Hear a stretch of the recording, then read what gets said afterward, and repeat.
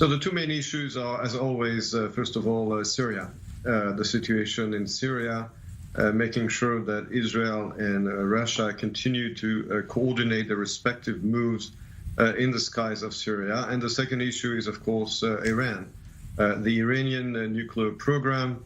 As we've heard recently, the U.S. administration itself is at this point having very low expectations on the possibility of reaching a nuclear agreement with Iran, and Israel is checking out what the Russians are up to.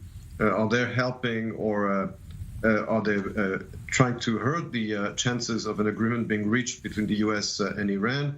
And I think it's important for Israel to find out exactly what the Russians are up to when it comes to those negotiations that seem to be failing regarding the nuclear deal with Iran.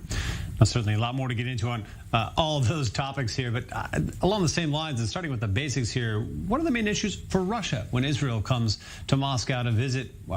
In other words, what's Israel have to offer? It was long speculated all the years under the Netanyahu governments that just what deals or how Netanyahu was able to leverage Russia to cooperate.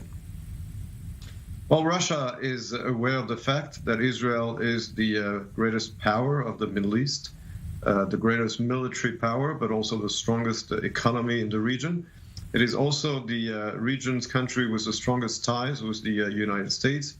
And therefore, Russia, being a large power that wants to influence the Middle East, cannot ignore Israel and needs to coordinate with Israel. So what Israel has to offer is not only its military power, its economic power as well, but its special relationship with the United States, and the fact that, as I said, Israel is the greatest power of the Middle East and has to be dealt with on any move by the Russians.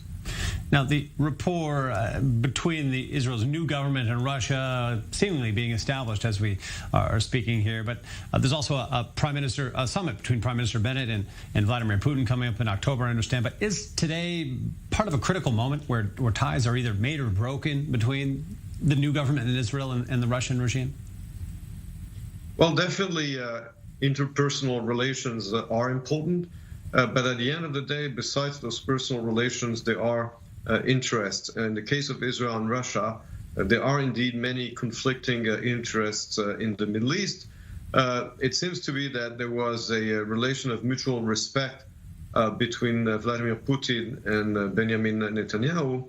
It will be up for the new Prime Minister, for Naftali Bennett, to build a working relationship with the Russian president. And definitely, there are many challenges for Israel because it is a delicate relationship for Israel to handle, precisely because of the global conflict between Russia and the United States, whether it's over the Ukraine or the Caucasus or the Middle East. And therefore, on the one hand, Israel has to make sure that it can continue to coordinate its moves with the Russian government regarding Syria. But on the other hand, at the end of the day, Israel cannot go too far in upgrading its relation with Moscow, because that would imply a clash with the United States.